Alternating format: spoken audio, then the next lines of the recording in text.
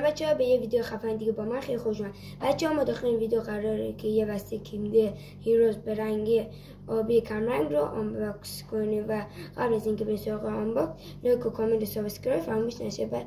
بچه‌ها ما داخل این کانال هرچی وسیله کیمیایی آنباکس کنیم کارت خیلی خوبش رو اینجا میگذاریم. بریم سراغ آنباکس.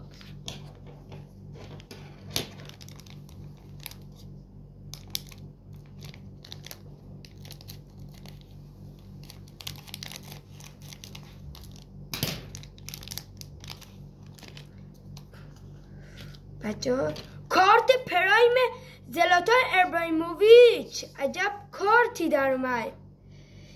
یه دونه کارت پرایم زلاتان ابراهیموویچ و یه دونه کارت بیسیک اسمشو نمیدونم با برچسباش و آدمکش. خب بچه تا یه ویدیو خفن دیگه با من، فعلا خداحافظ.